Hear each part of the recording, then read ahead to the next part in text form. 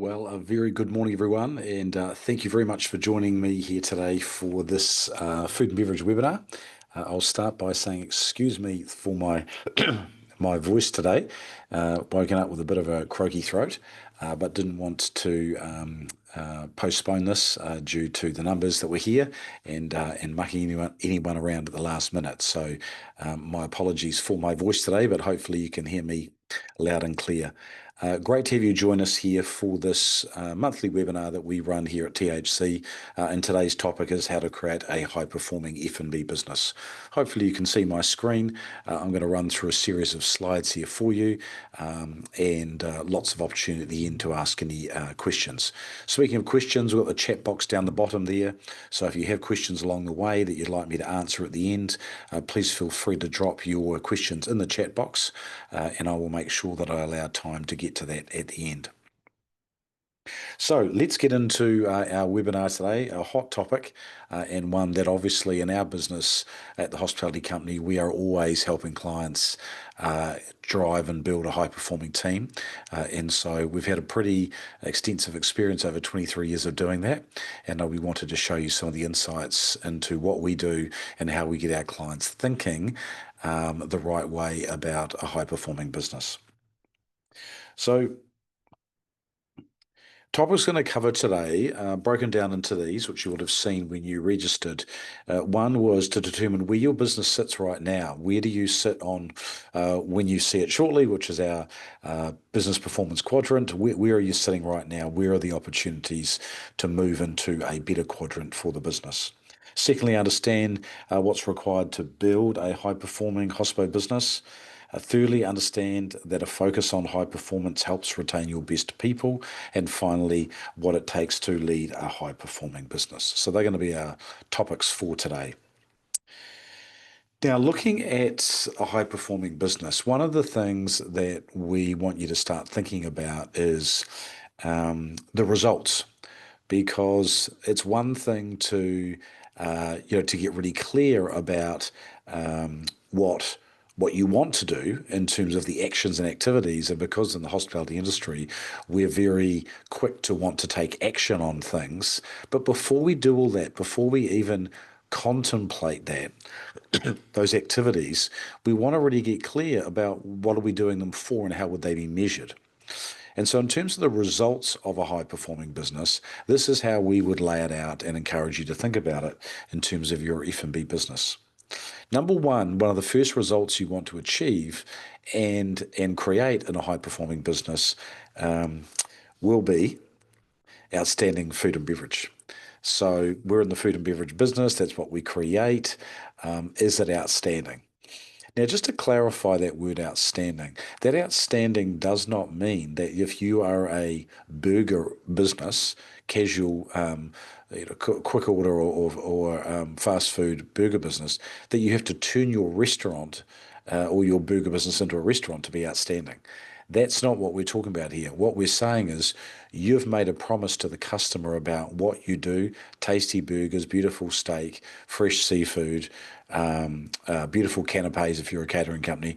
Whatever the thing that you have promised the market, whatever that is, you need to be outstanding, whatever that is that you've promised. That's what we mean by outstanding food and beverage. So just to get clear about that. So that clearly and obviously should be a key result of the business. Next is outstanding experiences. To do all this work to create a high-performing business, you want the results to be that the experiences for both your employees and your guests or customers is outstanding. And unfortunately, I'm sure you would well know, whether it be via your own business or other businesses, is that can be challenging to be consistent about that. But high-performing businesses are consistent at delivering on guest and employee experiences. And then the final result of a successful and a high-performing F&B business is outstanding finance. A highly profitable business with a 15% net operating profit return annually, that should be the target. And if your business isn't in those double-digit numbers, then there's already something wrong and you haven't done the things that's required to be a high-performing business because the numbers show you're not. But when you do the things we're going to talk about today, that will begin to change the results, and you'll start being able to say, hey, our results are outstanding under finance because we did the things that grow and develop high performance. So I want you to think about that. And one other thing that I really want you to think about before we get into the quadrant and unpacking that with you is to also acknowledge, and I always present this when I do talks, which is this understanding about the complexity of the food and beverage model that we all are a part of and love being a part of. But we have to acknowledge its complexity. Because without understanding the complexity of a food and beverage business model, you are likely to not be as serious about the things that are required to make your food and beverage successful.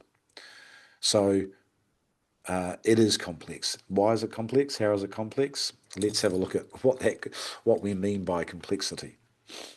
First of all, it's the fact that you take raw ingredients of a hospitality business. We always take the raw ingredients first. We then turn those raw ingredients into a retail product, and finally, we serve that live in an a la carte environment. That is the complexity of F&B. Often, when I talk to people, um, they try to compare the food and beverage industry to the retail industry, and they are definitely not the same. If you go to a Foot Locker, there's no one making the shoes. If you go to the clothing shop, Country Road or Glassons or whatever shop you may go to, they're not literally making to order your skirt or dress um, or whatever it is that you're purchasing in retail. If you go to the chemist, which I clearly need to go to with this sore throat today, they're not making it. Sure, they might be putting it together in a bottle for you, but there's no one actually making the antibiotics. But in our industry, it is so different than retail. It is incredibly complex because we take raw ingredients, we turn them into retail products, and we serve them live in an a la carte environment. So what we've got to do is that when we think about our business, we don't want to be using that complexity as an excuse for those underperforming results that we talked about before. But what we're going to do is we've got to sort of walk in eyes open that we have made the decision to own food and beverage businesses. And with that decision that we've made, that we should be walking eyes wide open to the complexity of what that is. And so in doing so, we've got to be very, very good at it. I was talking to a client of mine yesterday in Wellington. For those in Aussie, there's a few of you here. That's obviously our capital city in the North Island. And this client owns one of the most successful restaurants in the city, without a doubt. And it was a bit interesting because I asked the client how they were feeling about the recent media releases on a series of cafes and restaurants that were closing in Wellington. Now, she's a very humble person and is a very astute person. And her comments was, well, James, they never really present the reasons why. They just simply always blame it on the economy. And there are lots of reasons why businesses underperform and don't do as well. One of those may be the economy, but the reality is that right now in Wellington, which is a suppressed economy, there are a heap of businesses that are doing well. And in fact, my client, who I was talking to yesterday, they have been for the last 4 years, their sales have been going up and up and up and up. And were already a successful business 4 years ago, and they're still going up. So I think we've got to watch that when we look at our business and even look at the market that we're in and around us, that we don't fall into that trap of just saying, just because others are underperforming, because that's what will be behind it, that gives us an excuse for why our business isn't going well. So we really just want to watch that and make sure that that's not the approach that we're taking. The approach we want to be taking is we've made the decision to own a business in the F&B industry. We've got ourselves into a complex a business that's got high complexity, and we're going to go eyes wide open in and be very, very good at the way we run our business. Because if we do, we'll be putting some insurance into our business in the sense of, you'll be a successful business. But also, we have to do it because it's complex, and if we want to achieve those results we spoke about before, we've got to do it with our eyes wide open, and we've got to be knowing what we're getting ourselves in for. So that really important point to make as we head in and look at the quadrant now. So today we are going to have a look at THC's business performance quadrant. And I'm going to walk you through this here, and hopefully it will prove insightful and give you some food for thought as you go away and think about where your business might be in relation to our business performance quadrant. So we've got two axes here. One is the vertical and one is the horizontal. And on the vertical, we've got a high performing team. And down the bottom, we have got a poor performing team. And of course, all F&B owners want to have a high performing team. That would definitely, you would think, be one of the goals. And if it's not, well, it should be. So when we assess businesses, we get them to plot where they think they might be. And interesting, unfortunately, a lot of our new clients would be plotting themselves in the bottom half of that, not in the top half. And so there is work to do on either attracting and or building the team that they have to be more high performing. And we'll talk about that shortly. So that's the vertical. And on the horizontal, we've got strong systems on the far right. And on the left-hand side, we've got poor systems. And a hospitality, food and beverage business will sit somewhere along that line. So then, based on this, where we plot ourselves in terms of the team and plot ourselves in terms of the systems, will determine where the business is sitting right now. But let's look at each quadrant in a little bit more detail. And I'm sure straight away you're sitting there looking at this thinking, where am I? Well, let's unpack it, and then you can think a little bit more about where you are. So first of all, with these quadrants, the bottom left-hand corner is always the place you don't want to be, and the top right-hand quadrant is always the place you want to be or aiming to get to. So let's look at bottom left-hand corner of our performance quadrant. So first of all, we've got poor performing team and we've got poor systems. That is, as you see by the yellow dot, that is a broken business. That is a business that is just simply on its way to failing. And it's already failing because it's underperforming, but it's on its way to full failure, which is liquidation or closing the business. So we do not want to be there. And the cause of that is poor performing team and poor systems. That's an underperforming business. You can see they're under underperformance. And for the owner, in the red is the owner's relationship to the business. And in the red, it's the owner feels captive. They got into this business, they open up this restaurant and cafe, whether it be romantically or strategically, that was what they know. So that's what they purchased a business. And immediately, because of potentially a poor performing team and poor systems, they immediately feel themselves captive. They can't take a day off. They can hardly take a shift off. They've got to be there every minute of the day overseeing this business. That is not what people get into business to do. So that is the last place we would want to be. So that's the bottom left quadrant. Let's move to the right hand side now. We've got a business now that's got strong systems, which is great, and we want to celebrate that, but a poor performing team. Now, this is a really interesting place, and we've seen lots of owners over the years get to this place. This is a business that's a very process-dependent business. In the yellow dot, we describe it as that the business is very rigid. And what we mean by that is the owner is using the systems to control the way the business operates, but not in a healthy way, in a way of controlling and really a lack of trust in the culture of the business because the owner has not been able to attract top players, A players to the business, and B or C players are in the business, and that will produce and is producing a poor performing business.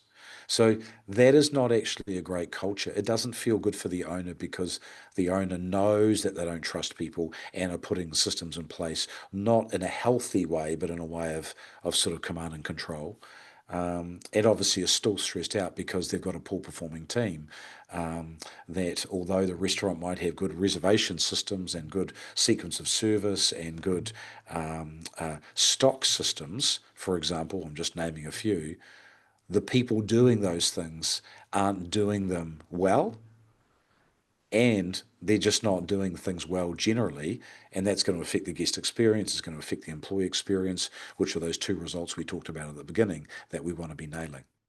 And in this environment, the owner can't get away from being the captain. They still have to be there captaining the team. They don't get to be the coach. And in a sports team, the coach isn't playing the game, the coach is watching the players play, giving the players feedback, sitting in the stands, sitting on the sideline, but not playing. And so even there, just like on the bottom left-hand side, an owner goes, well, we're organised, but I'm still here all the time. It's because they haven't unlocked the team or haven't attracted the team to be the high-performing team that they need. So that's the bottom right quadrant. Now we go up to the top left here.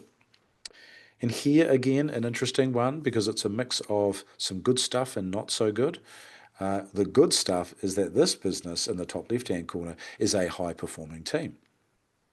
However, that business has potentially poor systems or okay systems. You know, if you hit the middle, the cross in the middle there, obviously that's okay, not too bad, but not strong and not poor. So somewhere along the line, this person looking at this who deems themselves in that quadrant top left has scored themselves high or reasonably high in the high performing, but clearly on the wrong side of systems. So that presents an issue. And what's the issue? Well, the issue is that this is now a people dependent business. And the problem with people dependent businesses is they're actually very fragile businesses. I tell the story of a client of mine who actually came to coaching a couple of years ago because the client had a 3-year-old, would call a general manager over his two venues. And then she decided to chase a boy overseas, as the client told me, and the business just went into free fall. The IP that she had as the manager was all in her head. No documentation stored of where things were done. I mean, he couldn't even get passwords or logins or where the spare keys for things were, just at a basic level, let alone the IP of how the numbers worked, how the systems worked. And that client came to me. We did this assessment, and really we figured out very quickly that was an issue. And what that created too was the issue was, although this individual was high performing, there was a couple of other managers that were pretty good, but perhaps not as good on the surface as the manager that left. But what really happened is as soon as that manager left the business and went overseas, the business dropped from top left to bottom left and was on a free fall to the bottom left-hand corner. Why? Because the high performing employees, and particularly this employee, had left the business. Now, that's an interesting one, isn't it? Because although the employee was high performing, because they were a manager not systemizing what they were doing, it's sort of in a way they weren't high performing. But on the outside looking in, and certainly from the owner's perspective, it was, well, she's awesome. She knows everything that's going on in the business. But he wasn't coaching her to systemize what she did. And that business is a very fragile business because it can be dependent on 2 or 3 rock stars in your business. And the relationship the owner has with the business is that the owner is actually very vulnerable to those people leaving, which is exactly what happened in the case that I've just shared with you. So this is a business that, interesting enough, on the surface can appear like it's doing really well. They've got a rock star head chef or a rock star restaurant manager, hopefully both. But behind the scenes, nothing is being systemized. And as time goes by, even more and more of the knowledge and IP lives in the head of those two people. And if either of those go, the business will suffer immediately from that person leaving the business. And the owner feels like they've got to start all over again. So that's not what we want. So we've talked a bit about what we don't want. Let's talk about what you definitely want. And what we want is we want to be playing in the top right-hand corner. And the top right-hand corner is a high-performing team and strong systems. That's what we want. And in here, we've got high performance. So now it's come up right away. What is high performance? Strong systems and a great team. It's a business that's now scalable. And when we say scalable, when I say scalable, I don't necessarily mean that you're going to have 5 businesses. What scalable really means is that you're an ability to grow. And if that's growing by $5,000 a week in sales or more, depending on the size of your business, you can do it easily because the business is set up for that growth or for that scale. And that's where we want people to be. And finally, the owner's got some freedom from the business. The owner can take a month off, travel to Europe for a birthday party or for a family celebration. Um, they can take downtime away from their business because they've got that high performing team and they've also got strong systems. So the question here really is, where might you be? If you had to really ask yourself honestly today, looking at that, where would you plot yourself on the matrix? And once you find out where you are, obviously that can help determine where you want to be, which is that top right-hand quadrant. And it will really and you should be asking yourself the questions, do I have a systems problem? Do I have a people problem? Or is it both? And how am I going to go about creating a high-performing team and strong systems? So let's unpack that a little bit and give you some advice on what we would recommend that you do. So first of all, I want you to understand that the beneficiaries of a high-performing business, there are many, but I want to focus on 3 who benefit from you making the decision to want to play in that top right-hand quadrant. Firstly, your team benefit, because all the other 3 quadrants do not benefit the team. And you go, well, hold on, James. The top left-hand quadrant had high-performing team and poor systems. So that must benefit the team because it's a high-performing team. But the point is this, if only a couple of those team members are high-performing, when they go, it is turmoil. And I have heard so many stories over the years of clients coming going, we've lost our restaurant manager and the whole thing's falling apart. We've lost our head chef, the whole thing's falling apart. Why is it falling apart? Is because the person might have performing on the surface, but because the manager wasn't systemizing, it isn't really as high performing as it appears. And the impact that that would have if that person left is a huge impact on the team because it creates uncertainty. No one knows what they're doing. And if you can't even log into a computer to get something, that is not a good feeling for employees to be in an environment that are there yearning for the manager to return who's now not there because the business is starting to unravel. So the opposite of that is obviously a high-performing team and strong systems. That benefits the team immensely because you've got great leaders who have systemized what they do. The business is run by systems, led by great people, and the beneficiary is enormous to the team. Clearly, your customers and guests benefit from a high-performing business. And as a result of that, they continue to come back because one thing that a high-performing team does is they create consistency in the way that they run their business. And we all know that we want to go to places that are consistent. Because if we're going to go back and spend that money, spend that Friday night out, you only go out once every, 8 weeks. You go back to that place you love for drinks and nibbles before go do something else because you know how great that place is because the last 4 times you've been there, it's been great. People like that reassurance. And the top right-hand quadrant of high performance and a strong team helps deliver that consistency and deliver that quality, and that benefits your customers and guests. And then finally, if you're an owner listening, we've got some managers listening to today, but particularly for the owner, I mean, it's the case for the managers, but to zero in on the owner, an enormous benefit for the owner. You've made this investment in a business.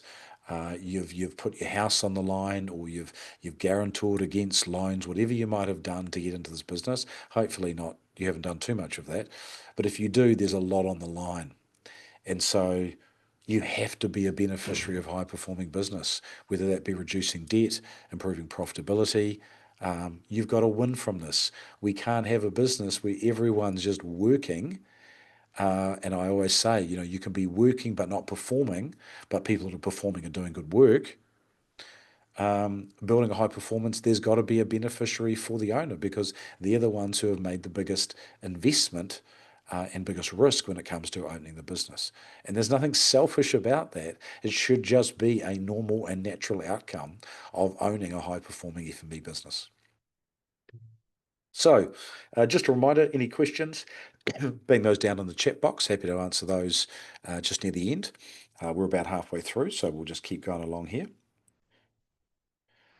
So the question is, and the obvious question is, having looked at that and having looked at the quadrant, how do I create a culture of high performance? Where does this all start?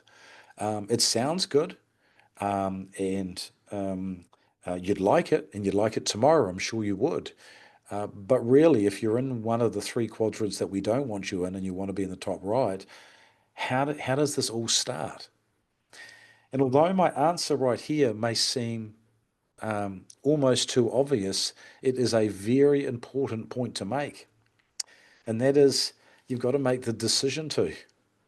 You've got to make the decision of we are going to be a food and beverage business that is in the top right-hand quadrant. We are going to be a business that attracts and retains great people and builds a strong team. And we're going to systemize the business to a turnkey level. And as a result of that, we will do the things that will create a high performing business, and high performance results will come as a result of that. And that's, in my experience, that's what most owners haven't done. They haven't made the decision to be that good. They've just made the decision to sort of just stay alive or exist or not close or hopefully do a little bit better than last year. Well, how was last year? Terrible. Right. So a little bit better than last year, which was terrible. I don't know if that's a great target for you to aim for. So what I'm saying is, in the owners that we often meet, there's a lack of ambition about their business in the first place. And the problem with that is that, a business is a reflection of its owner. So if an owner's not ambitious, then the people within the organisation are unlikely to be ambitious too. So you've really got to make the decision, however you want to word that or say that to yourself. But, if we looked at and think about it from the quadrant perspective, you've got to make the decision that that's where you want to play. We want to be a high performing business in the top right hand quadrant. And we're going to do that over a period of time to get to play in that quadrant and deal with the reality of today that you're not there, and that's okay, but that's where we're going to get to, and really make that firm decision. Just a couple of things that I hope will help you and this is more about mindset around what it takes to build that high performing business. So I want to illustrate three really important points here in terms of what I would consider three simple but powerful steps and approaches when it comes to build a high performing business.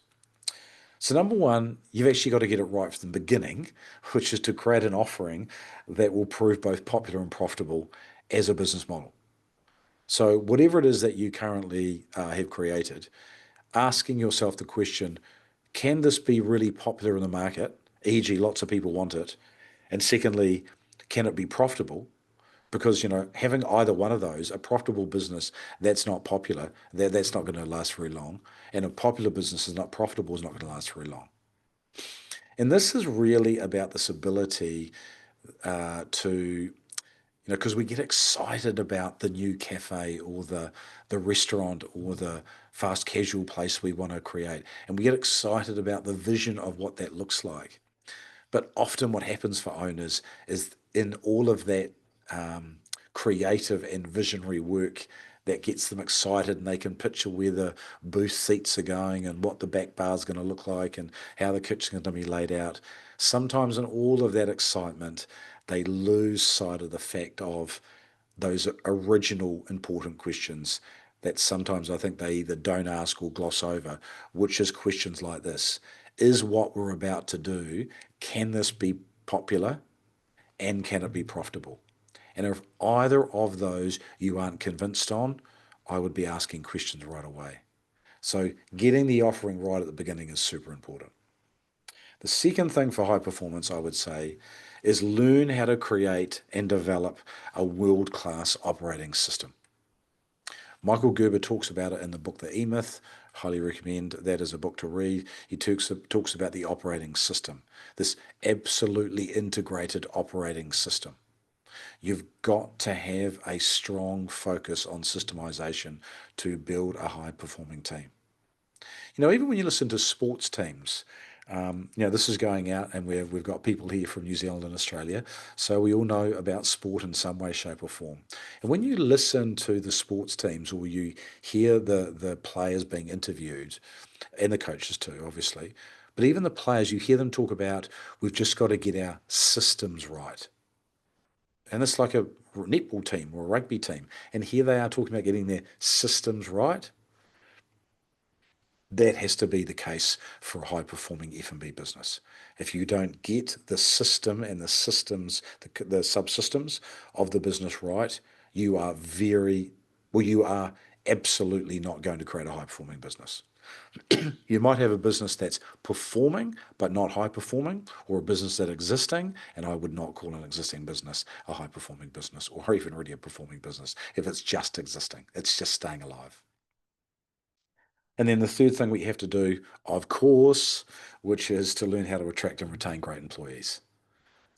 If you haven't unlocked how to do that, that is something that you must learn how to do.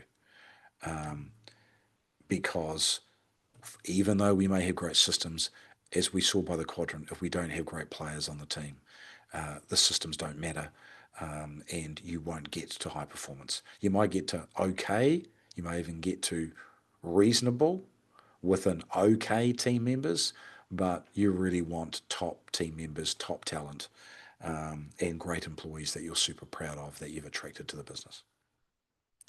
So when it comes to mindset, that is what I'd be encouraging you to go away and think about. Where are you at on those three levels, and where are the improvements that are needed? Just to touch on a couple of other key points that talks around really what we've just shown you there. Michael Gerber says it best: the system runs the business and the people run the system. So really thinking long and hard about your as a leader, as the owner, what is my mindset around my business? Because this mindset is important, because Gerber doesn't say there from the E-Myth, he doesn't say that the people are less important than the systems. It's not about a level of importance. He's just clarifying that the systems run the business and then the people run the systems. Not people don't run businesses, systems run businesses, because people will come and go. So if people come and go, what is the thing that stays, that should always be there? Well, the system. And we hire someone new to follow the system. We hire someone new to follow the system. But if in the case of the client that I told you about earlier, who after 3 years had their manager go, the whole thing is a house of cards, because the business was not run by systems. The business was run by one person who had all the IP of everything that went on in the business. That is a vulnerable business. That is a scary business to own. So we've got to make sure that those systems are front and center, and that we're working on and building that operating system all of the time. For some of you who have not seen this, really encourage you. This is actually just one of David Jennings' tools, but this is a great book called Systemology by David Jennings. He's based out of Melbourne, fantastic author and expert on systemization. Really love his 4 levels of systemization. Where do you think you might be at right now? Doing some real self-assessment, knowing how important systems are. Are we at survival, where the business is bottlenecked by you or one or two key players in the business? Have you moved to stationary, where the information has been extracted out, how to do things is being documented, but maybe not quite as organized as it should be? It's on a Dropbox, a hard drive, a Google Docs, a paper, folders. How do you bring that together? So we've got most of the people we meet sit somewhere between survival and stationary, and obviously our goal is to get them to the top when we coach them. And then 3, scalable. Scalable means that we've got a lot of good information, we've extracted it out, we've also organized it really well, so everyone within the business can access that very easily. That's where we want to get to. And then finally, the top of the peak is saleable. Optimize your business for sale. That means that when an owner, a potential owner or a buyer comes to buy, you're the vendor, you own the business, you're selling your business, and they come in and you say, here's the system. This is our system, our operating system. This is the system that runs the business. We've got a $350,000 net profit. And the way we create that is by hiring awesome people to follow our operating system. This is our operating system. If you want to buy it, this is why it's top dollar. This is why we're looking for a multiple of 3, because we're one of the most systemized restaurants, cafes, and bars in the city, in the country, because we've spent the last 4 years systemizing the business. And you're going to have to pay for it when you buy it because we've given you the whole picture of how to do it. Most food and beverage owners do not do that. They sell a business that's very people dependent. The potential buyer knows that, therefore they put in a low ball offer because they know they're going to have to go and put in systems or that the business is vulnerable. And we wonder why we don't get good multiples when food and beverage businesses sell. It's not because the market won't pay for it. It's because the businesses aren't good enough to be able to get that price. That's another story for another time, but something for you to think about. And then just a sort of key closing points there in terms of the link to the original quadrant. Obviously, A players. The thing about A players to remember is that if you've got poor performing and you need to get to high performing, then there's a journey that you have to take to get there. But what we've got to understand is that A players want to play in really great environments. And so getting the A players on board is great, but giving them an environment that's highly systemized and organized and successful and high performing, that keeps the A players wanting to stay because they want to play in these environments. So it's really important to understand that the systems help create the environment that A players want to perform in. So there's such a huge benefit of systemization, and it certainly benefits your ability to both attract and retain top people. So where to from a leader, the original question or one of the original points was, how do you lead? Where do you start? How do you lead a high performing team? And it always goes back to the plan. If you don't have a strategic plan that talks about or is focused on high performance through systemization and building a great team, and there is no plan, then you are just sailing in the sea, being dictated to by the winds. And that is not the type of business that you want to own. That is a very, very stressful and very, very vulnerable food and beverage business. So you've got to make a plan. And if you haven't got a plan, get some help. Get someone to help you build that plan. And on the note of the plan, we talk about strategic plans at the hospitality company. But just one thing that to remember about your planning process. The 80-20 principle, also originally known as the Pareto principle, is a great way to think about planning. And I say this as a bit of a sort of summary to the content too, because as you hear all this stuff today, you're like, oh my goodness, there's so many things I've got to go and work on. There's actually not, but you could be overwhelmed very quickly. It's important to extrapolate out here what's important. And one of the things that you want to be thinking about is the activities versus the results. And the Pareto principle, or the 80-20 principle, talks about that there are 20% of activities that will drive 80% of the result. So if the result is, going back to those original results of outstanding food and beverage, outstanding employee and guest experience, and outstanding finance, even within those results, there are some activities that you need to learn about that will have the biggest impact on those 3 areas that are more valuable to work on than the 80% of activities that only drive 20% of results.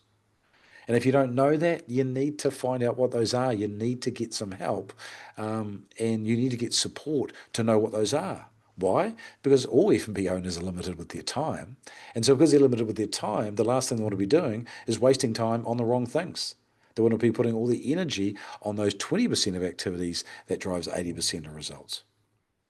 And that should be reflected in your strategic plan. You should know or be able to unpack what are the things in the next 12 months that will make the biggest difference in building a high performing business. Document those, build a plan around those, and work on those as your priority. That's what my recommendation would be around that. So just to sort of finish here and bring it all together, um, there's really only one place you're aiming for on the quadrant, and it's top right. It is a high performing business with strong systems. And to leave you with a big question, one you don't have to answer out loud, obviously. This is a webinar, but one you might want to answer in quiet, or bring your team in on a conversation after this. Um, when will we be here? Um, decide now. Don't take 6 weeks to decide. By the end of the week, decide, make a decision. And depending on where you might be, um, might decide how long it will take to get there. It might take a year. It might take longer. If you're already well on your way, it might take 6 months. But you've really got to make some decisions around your business, because if you don't make the decisions on that, as I said, you will be that boat in the high seas, just bobbling around, being dictated to by the waves, the wind, the currents, and you know, you're already lost and you'll become more lost if you don't sort of say, that's it, we're not playing that game anymore. We know where we're going. Strong systems, high performing team. We're going to be there in 12 months. And then it's about how do we get there? What is the support we need? What is the guidance we need? What is the resources we need? Then you make those decisions on what it is that you need. I sort of finish with some final words. I said this in Sydney the other week when I was speaking. I'll say it again here. If a hospitality business owner truly understood the complexity of their business model, they would systemize vigorously and hire rigorously. It's a quote of mine that I hope would bring what we've talked about today together, and to get you really thinking about the importance of those systems and of those people. So Q&A, any questions, fire them through. But also for those that are wanting some extra help and are going or are saying to themselves, I don't know actually where I am in the quadrant. Please feel free. You can book a free call and take a business performance survey with me. We have a survey. Grab your phone, bang on that, links into a booking. You can book a call with me. It's a 30-minute call. And in that call, before that call, you complete a survey that'll take you, I don't know, 3 minutes to complete. That survey will then give you some insights into where you currently sit on the quadrant, and will be revealing. And then you can, as part of that, book a 30-minute call, and in that call, we'd unpack that survey together, and give you a bit of direction on the steps you need to take. So if you're interested in that, feel free to click on that QR code and book yourself a session with me. So had no questions come through. If you have any questions, it's okay. I'm conscious of time. I went a wee bit over time. If you don't have any questions that you want to bang out here today through the chat, please feel free to email me. And my details there, James at thehospitalitycompany.co. Happy to answer any of those questions. But if you really want to get some really good insight, my recommendation is book that 30-minute call, and we can have a deep dive. This is available obviously for people who aren't current clients of ours, but many of you on the call and those that are registered are not current clients. So you're welcome to go ahead and book that. And if you were a client of ours or currently a client of ours jumping on here, then your coach will also share that survey with you at some point. So no questions. So why don't we call it? I literally finished 2 minutes early. I hope you found this business performance or high performance webinar valuable. We're here to help you. We're here to help the industry. If there's anything we can do to help you grow and improve your business and get you playing in that top right-hand quadrant along with your team, then reach out. We're here to help, and we wish you a good day and rest of the week and rest of 2025. Keep an eye out for future webinars. We've got a couple more before the end of the year. So join our database and stay in touch with us. So thanks, everyone. Thanks for attending today. And if you're listening to the recording, thanks for listening to the recording. Great to have you with us. And on behalf of the Hospitality Company, have a great day, and we'll talk to you soon. Thank you.